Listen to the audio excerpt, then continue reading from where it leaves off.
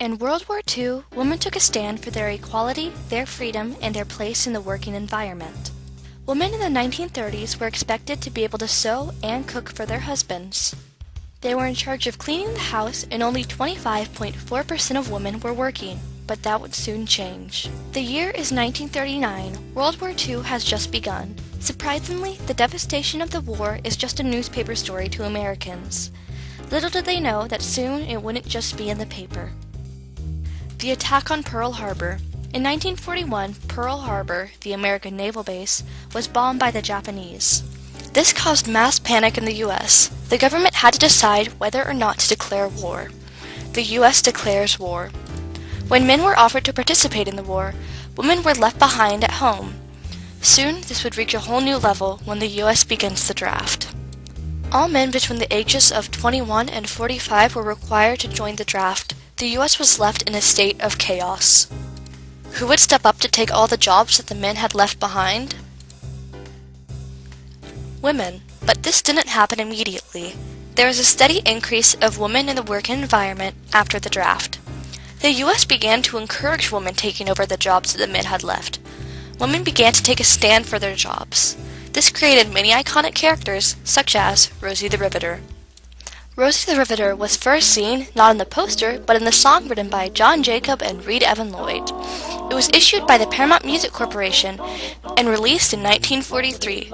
The song was frequently played on the radio and was even broadcasted nationally.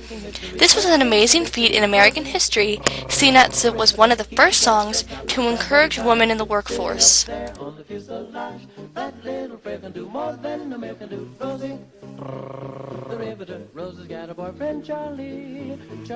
Not only was Rosie the Riveter a song, but she was also a fictional character used to inspire women to get jobs. Her first debut was in the poster titled "We Can Do It." The poster shows women that they can be strong and become equal to men in the workforce. Rosie the Riveter is a major icon in American history, and she is still as popular today as she was in the 1940s. The percent of women in the workforce increased from 24.5% to 30%. Many women had changed their ideals from cleaning the house to working to support their country. Women weren't just working for the war effort. They were also working in iron and steel mills, textile mills, rubber factories, electrical manufacturing, apparel, and chemicals. Women took a stand for their jobs, and they got what they wanted. Now in almost every workplace, you could see a female worker. The roles of many women now included working in factories to create weapons and supplies for the war. Originally, factory workers were primarily male. Before the war, women were rejected for these factory positions because they were believed to be fragile. The women working in factories rewrote this stereotype, and they were starting to be seen as more powerful and able. This affected women throughout history and is still changing how the world views women today. Women weren't just working in factories. The U.S. was finally enrolling women in war. There were nearly 350,000 women serving in the U.S. Armed Forces in the WAC. According to the American Minnesota History Center, around 70% of women who enrolled in the armed forces worked in traditionally female jobs. They worked as typists, clerks, mail sorters, flew military aircraft, and analyzed photographs.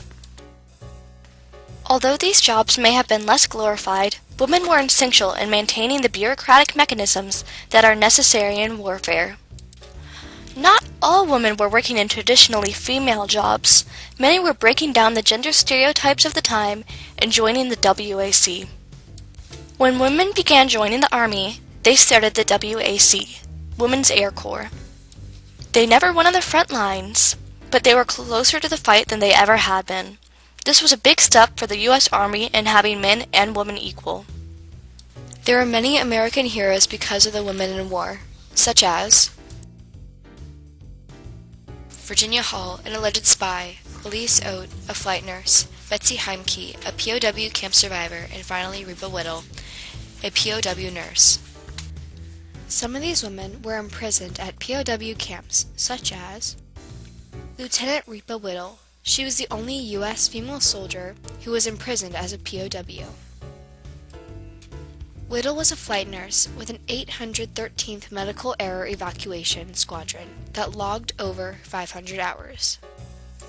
On a flight from England to France to pick up casualties on September of 1944, her plane went off course and was shot down over Germany.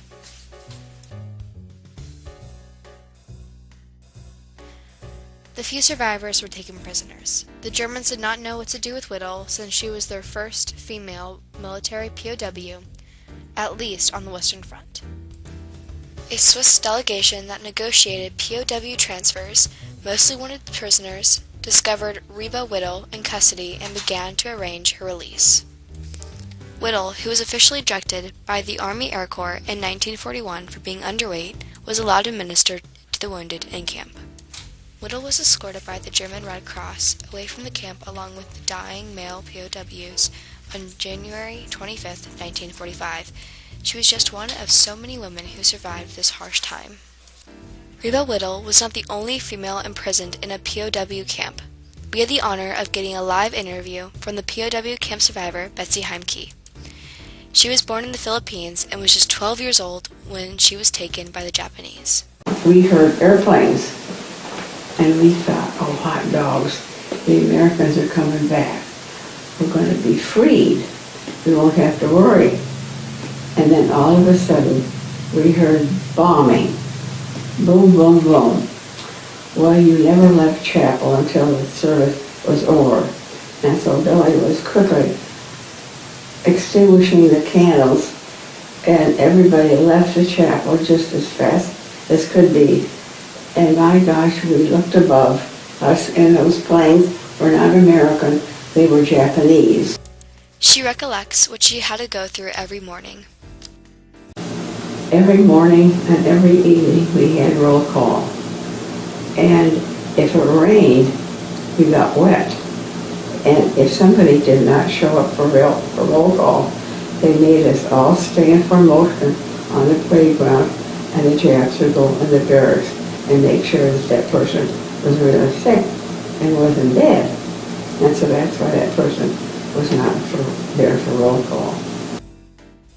It was truly heartbreaking to hear her first-hand stories of carnage and torture. As President Franklin D. Roosevelt said, there is one front and one battle where everyone in the U.S., every man, woman, and child is in action, and will be privileged to remain in action during this war. The front is right here at home, in our daily lives and in our daily tasks. He believed that the war effort was run by every man, woman, and child, and that it would not have been as successful without them. But some did not agree to this. Many disagreed about women working for a man's job after the war. Especially after the war, women were fired from their jobs to be replaced by men. Even if they were harder workers and more experienced, many companies would fire them to employ men instead. Throughout the years, women have taken a stand, but there hasn't been a more prominent era where women have taken a stand than in World War II. In World War II, they took a stand for their equality, their rights, and their place in the working environment.